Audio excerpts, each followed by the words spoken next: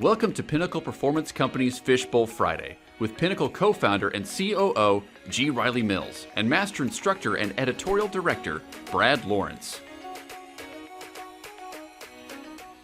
We're back. Did you miss us? It's Fishbowl Friday with Pinnacle Performance Company. I'm Brad. This is Gary. How does this work, G? So we got a fishbowl here with a bunch of questions. It's Friday, so we're going to pull one. It's probably on the topic of communication or leadership.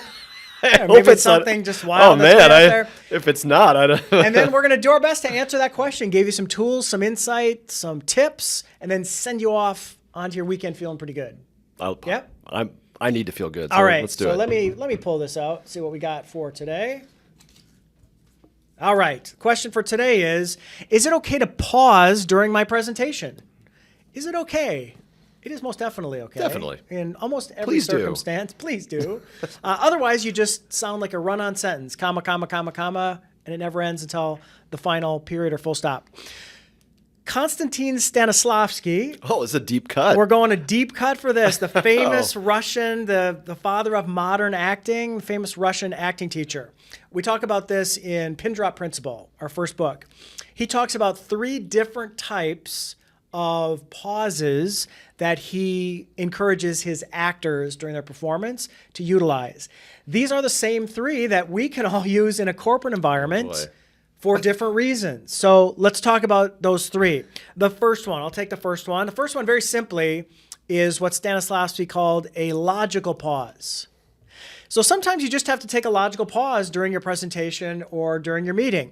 Logical pause could be, I put up a slide with a bunch of numbers. Well, guess what? That audience needs some time to process those numbers. They need to look at them. They need to take them in. They need to write them down. So that's where you want to pause and just let it be silent for a second while people are taking in the information.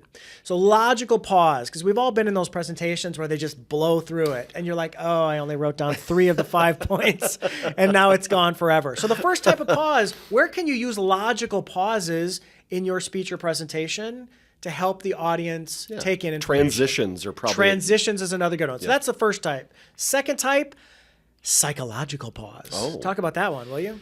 Anytime you are being silent for dramatic effect, the absence of sound will put focus on something else, something visual, by virtue of the absence of sound. So if there's something you want to draw attention to visually, or if you've said something that you want to have sit there for a while in people's minds, don't say anything after it. Yeah, the emotion that sits in that quiet moment. So you revealed that we're $100,000 short of our goal and we only have 1 month to go. So when you reveal that number and you go, look where we are, $100,000 short with a month to go.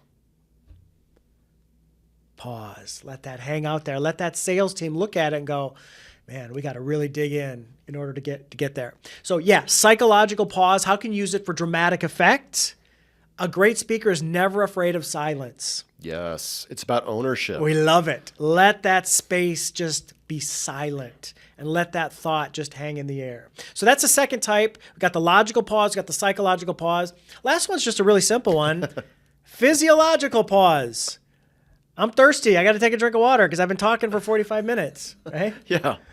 My foot's asleep. I got to stand up. Yeah, I ran from the back of the auditorium to the front to make a point, and I'm a little winded. So I got to take a few seconds to just catch my breath. Totally fine. So if you need to physiologically take a pause, there's your third type of effective pause that Stanislavski used to recommend to his actors that we recommend to everybody else. First off, logical pause. Second, psychological pause.